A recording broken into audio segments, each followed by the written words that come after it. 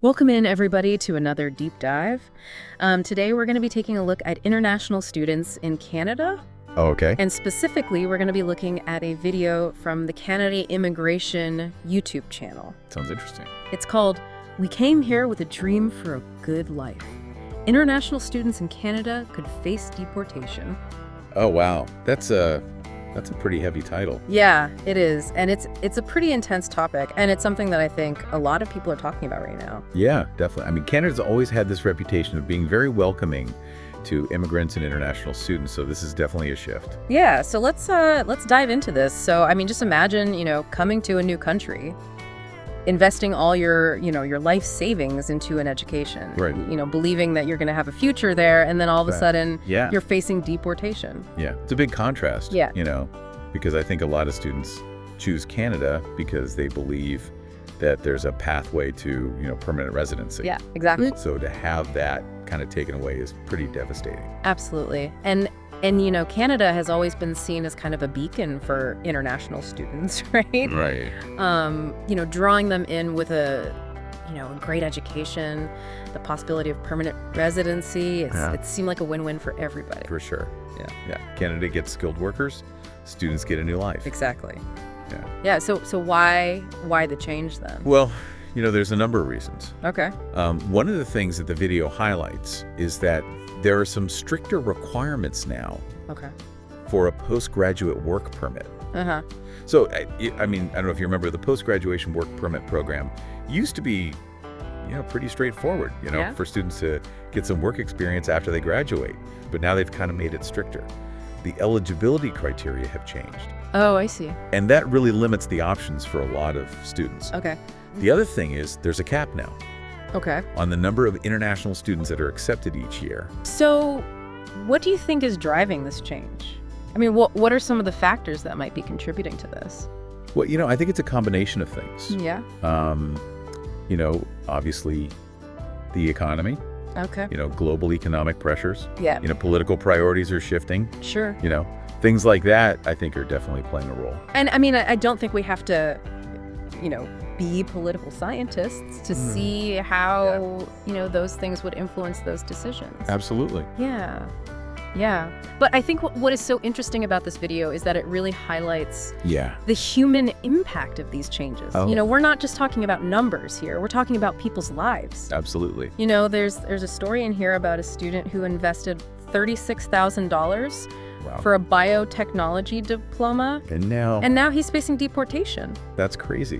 That's somebody's dreams, Their future. the future, Yeah. hanging in the balance. And especially with, someone like that who's in biotechnology. Right. Those skills are in high demand. Yeah. And to lose someone like that, that could be bad for Canada's, biotech industry. Exactly. And then you have, another story about an automotive technician Right. who his work permit expired, Oh, wow. and now he's stuck relying on a visitor visa. So you can't work. Yeah, he can't legally work. Right. And the video even shows Yeah. student protests at a tent encampment in Moncton. Really? It's a desperate situation. It is. And I think it speaks to the fact that, when you're on an expired visa, Yeah. you're in limbo. You're in this really precarious position. Right. You can't work legally. Yeah. And, in a lot of cases, you lose access to healthcare and other social services. Yeah. You're very vulnerable. It's really disheartening to see. Yeah. And these students are not just, sitting back and taking this. Yeah. They're making their voices heard. They're protesting. They're protesting. Yeah. They're demanding changes. Like what kind of changes? Well, they want to see work permits extended. Okay. So, right now it's like 3 years. They Wow. want to see it extended to 5 years. Okay. They also want the government to honor that initial promise Right. of a clear path to permanent residency. Which makes sense. Yeah. I mean, they came here with that understanding, Exactly. and now it seems like the rules have changed. Right. And I think, one of the things that this really highlights is this erosion of trust. Totally. These students made these huge life-altering decisions Yeah. based on, a set of expectations. Mm-hmm. And now those expectations are shifting. They're being pulled out from under them. Exactly. And it really makes you question Canada's reputation For sure. as being this welcoming destination for international students. Especially when, Canada's trying to compete for global talent. I mean, other countries are offering, more stable pathways to residency. Exactly. And it's not just about reputation either. Right. The video even mentions that Sheridan College Okay. has had to suspend 40 programs Well, and lay off staff because of lower enrollment. because of the changes. Yeah, because of these changes. I mean, that's a huge impact. Yeah, it's huge. And it's not just Sheridan College. I mean, it's other institutions as well. Yeah, and I think that's a point that a lot of people overlook,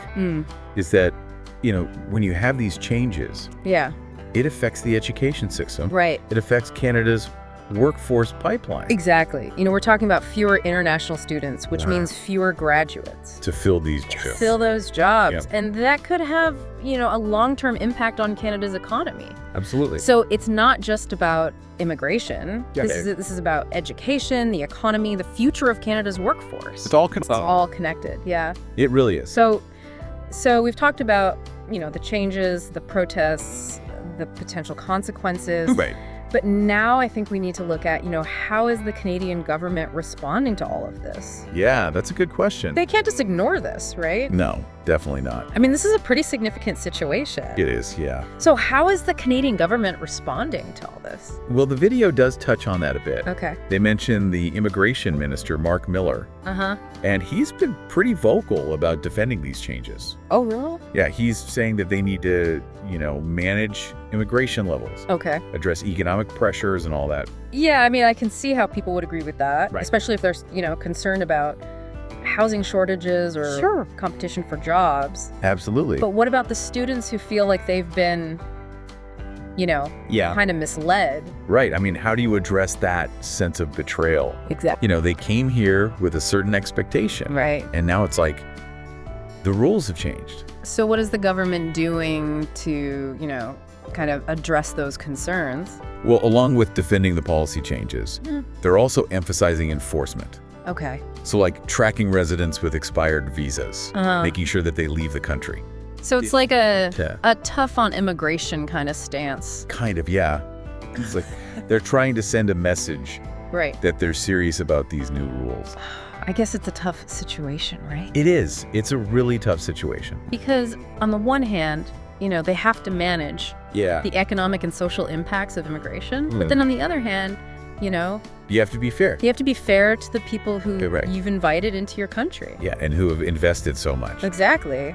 And it's, it's almost like this clash Yeah. of two competing narratives, Right. like Canada as this welcoming, inclusive nation Yeah. versus Canada as a country that's prioritizing, Its own citizens. its own citizens and economic stability. Exactly. And I think that's a tension that a lot of countries are facing Right. in today's world. Especially with, Globalization is. globalization. Yeah. Yeah. So it's not a simple issue. No, it's not.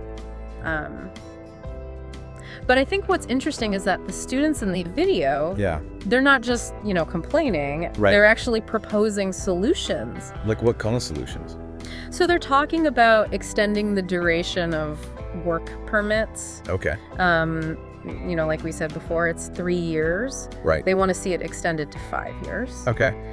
They also want, that clear pathway to permanent residency. Like through express entry or something? Yeah, exactly. That makes sense. I mean, that would give them more time Yeah, to gain Canadian work experience. Right. And then, they'd be more competitive exactly. for those permanent residency applications. I mean, I imagine for a lot of these students, the hardest part is just the uncertainty. The not knowing. Yeah, like not knowing what their future holds. Right. It's got to be incredibly stressful. Oh, absolutely. I mean, it's like living in limbo. Yeah, and it makes me think about, like, what does this all say Yeah. about the global competition for talent?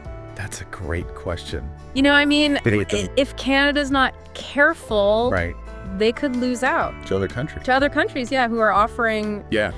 more stable pathways. And more certainty. More certainty, exactly. Yeah. But I think it's important to acknowledge Yeah. that the video does present the government's perspective as well. Okay. They're saying that these changes are necessary. country. To manage the economy. Yeah, to manage the economy. To make sure that, things are sustainable. Right, and to ensure that immigration benefits all Canadians. Right, because, there are concerns Yeah. about, strain on social services, housing shortages, things like that. It's like a balancing act. It really is. Like how do you balance Yeah. the needs of the students? The needs of the country. The needs of the country, yeah. It's a tough one. It's a really tough one. It is.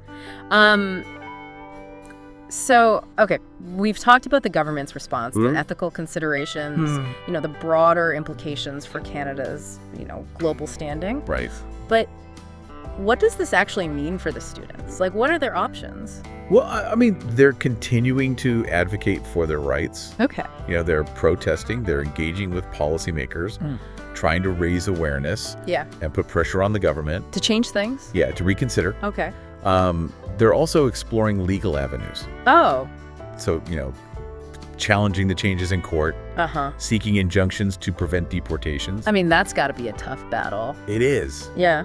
but it's inspiring to see them fighting. Yeah. They're not giving up. And it really shows you, like, the power of, Yeah. collective action. Absolutely. Oh, what about the long term? Like, Yeah. what's the outlook here? It's hard to say. Yeah. The situation is still unfolding. Right. But one thing's for sure, this has sparked a really important conversation About, immigration, yeah, about fairness, about Canada's future. in a globalized world. Exactly. Yeah, and it's a conversation that I think Goes beyond Canada. goes beyond Canada for Yeah. sure. I mean, these are issues that are relevant. Everywhere. Everywhere, yeah. Absolutely. So as we kind of wrap up this part of the deep dive, Yeah. I keep thinking about, Yeah. what is the individual responsibility here? That's a good point. We've talked a lot about governments and policies, Mm-hmm. but what about the students themselves? Yeah. What role do they play in all of this? It's complicated, right? Like, on the one hand, you want to be welcoming and supportive, Right. but then you also have to think about, your own citizens and Your own economic stability. Exactly. Yeah, and I think this whole situation really highlights, Yeah. those competing priorities. It does. Yeah. It's like a microcosm of the larger immigration debate. And it's not just about the human side of it either, right? I mean, there's a huge economic impact as well. Absolutely. We talked a bit about, Sheridan College and Right. The program suspension. yeah, and how that could lead to, a shortage of skilled graduates. Yeah. The ripple effect. It is. Yeah. But I'm also curious about, the economic argument Uh-huh. for actually welcoming international students in the first place. Right. Well, think about it. Yeah. They contribute a lot to the economy. Okay. Even while they're studying, Uh-huh. they're paying tuition fees. Right. They're spending money in local businesses. Yeah. So it's a significant injection of cash. So it's like a short-term boost. Yeah, exactly. And then if they stay in Canada after they graduate, Right. then they become, skilled professionals contributing even more. Exactly. Yeah. And that's where the long-term economic benefits come in. Okay. You attract these talented people from all over the world. Right. They strengthen the workforce. Yeah. They drive innovation. Yeah. And that makes Canada more competitive globally. So it's like a bit of a paradox then. Kinda. Because on the one hand, the government's trying to manage the economy Right. by limiting immigration. But those limitations could backfire. Exactly. It's a tough balance to strike. It is, Yeah. yeah. And I think it just shows you how Yeah. complex this whole issue is. Absolutely. You've got the economic side, the Yeah. social side, the ethical side, There's a human the side. human side. Yeah, it's a lot to unpack. It really is. And as we've been talking, I keep coming back to this question of individual responsibility. Okay. We've talked a lot about governments and policies, Yeah. but what about the students themselves? That's an important point. Like, what role did they play in all of this? Right. Well, I think it starts with being informed. Right. Understanding the immigration process, Yeah. being prepared for the challenges. It's not always going to be easy. Exactly. And then I think it's also about contributing positively, Okay. to the communities they join. So being active members of society. Yeah, being engaged. Yeah. Being respectful of the rules and the culture. It's like a two-way street. Exactly. Yeah. Immigration's a partnership. I like that, yeah. Both sides have responsibilities. Well, I think we've covered a lot of ground in this deep dive, We have. and it's given me a lot to think about. Me too? It's a complex issue with no easy answers. Definitely not. But I think by understanding the different perspectives, listening to the stories, Yeah. we can start to have a more meaningful conversation. Absolutely. Mm-hmm. And hopefully find solutions that work for everyone. Well said. That's a great way to wrap things up. Thanks. This has been another fascinating deep dive. Yes. Thanks for joining us. And until next time, keep questioning, keep learning. And keep the conversation going. Exactly. See ya, everyone.